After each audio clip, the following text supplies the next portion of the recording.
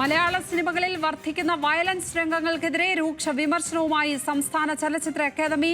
ചില സിനിമകൾ ഹിംസാത്മകതയെ ഉണർത്തുന്നു, ആക്രമണ രംഗങ്ങൾ അതിരുവിടുന്നു എന്നും ചലച്ചിത്ര അക്കാദമി ചെയർമാൻ പ്രേംകുമാർ തുറന്നടിച്ചു. ടെലിവിഷൻ അവാർഡ് വിതരണ ചടങ്ങിനിടെയാണ് പ്രേംകുമാറിന്റെ വിമർശനം.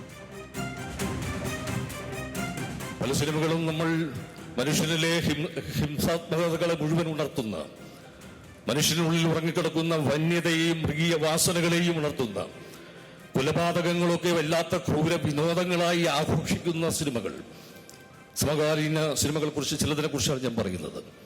അതൊക്കെ ഒരു അപകടകരമായ രീതിയിൽ പോവുകയാണ്. പക്ഷെ ഇവിടെ നമുക്ക് സെൻസറിങ് സംവിധാനമുണ്ട് എന്നുള്ളതാണ് സിനിമയെ സംബന്ധിച്ചിടത്തോളം നമ്മളൊരു ആശ്വാസകരമായ ഒരു കാര്യം.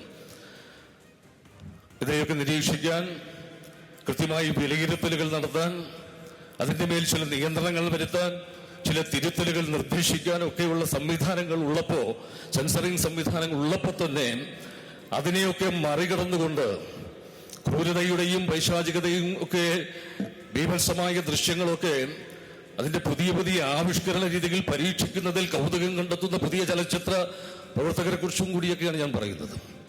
അതെങ്ങനെയാണ് ഈ സംവിധാനങ്ങളെ, സെൻസറിങ് സംവിധാനങ്ങളെയൊക്കെ അതിജീവിച്ചുകൊണ്ട് മറികടന്നുകൊണ്ട് ഇത്തരം ചില കലയുടെ പേരിൽ വരുന്ന സൃഷ്ടികൾ എങ്ങനെയാണ് പ്രദർശനാനുമതി നേടിയെടുക്കുന്നത് എന്നത് തന്നെ നമ്മളെയൊക്കെ അത്ഭുതപ്പെടുത്തുന്നതാണ്.